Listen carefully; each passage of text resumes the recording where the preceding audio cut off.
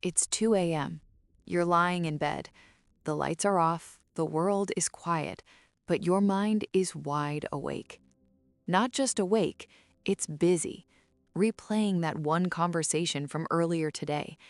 Maybe it was something small, insignificant at first glance, a quick chat with your boss, a joke that didn't land the way you expected, or a message that got a dry reply. At the time, it felt normal, but now it feels different. Your brain has turned it into an investigation. What did they mean by that? Did I sound awkward? Why did I say it like that? Your mind keeps questioning endlessly.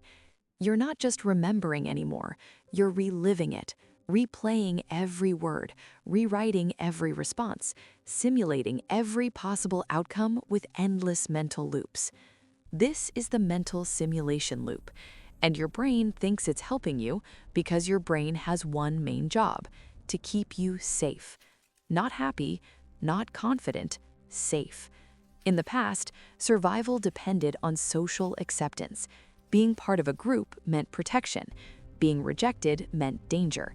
So your brain treats conversations like high-stakes events, even simple ones, and starts asking constant, nagging questions. Did that go well? Did I mess up? Am I still accepted? And to answer these, your brain starts running simulations over and over again. Your mind becomes a control room with a tiny engineer inside, pulling levers labeled past and future endlessly, replaying what happened, imagining what could have happened. What if I said this instead? What if they took it the wrong way? What if I embarrassed myself? Each thought is a simulation, a rehearsal for the future. And in theory, that sounds useful.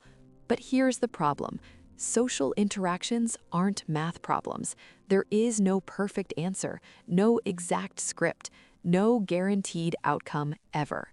You can replay a conversation 100 times and still not find the right version because it simply doesn't exist. And that's where the loop begins. Your brain is trying to solve something that cannot actually be solved, so it keeps going, like a treadmill that never stops. No matter how fast you run, you don't reach the end. Your brain looks for closure, for certainty, for a final answer. But it never finds one, so it assumes the task isn't finished, and the loop continues. This is why overthinking feels stronger at night, when there are fewer distractions, no noise, no interruptions, just you and your thoughts. Your brain goes back to unfinished problems, like that conversation, something that lasted 30 seconds, taking over your night. But here's the truth. The loop isn't reality. It's a simulation.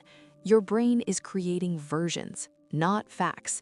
You're seeing interpretations, not what actually happened. And the more you replay them, the more real they feel, convincing you they are the truth. So how do you break the loop? Not by forcing it to stop, not by fighting your thoughts, but by changing your approach. First, name it. Tell yourself, this is a simulation loop. That creates distance from the thought. You step outside the thought instead of being inside it. Next, use the 5-year rule. Ask yourself, will this matter in 5 years? Most of the time, the answer is no.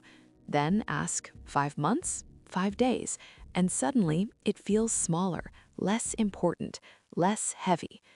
And finally, give your brain a new job. Because your mind hates emptiness, if you don't guide it, it returns to the loop. So shift your focus, not to another thought, but to something real. Feel your breath, slow, steady, in and out. Notice your body, the weight of the blanket, the stillness of the room. Bring your attention fully to the present moment, from what if to what is. Because the truth is simple. The conversation is over. There's nothing left to fix, nothing left to solve. But your brain hasn't realized that yet. It keeps replaying the scene again and again. You don't have to keep watching it. You can step away. Not instantly, not perfectly, but gradually, by noticing it, by questioning it, by letting it pass. Your brain is powerful but it doesn't always know when to stop.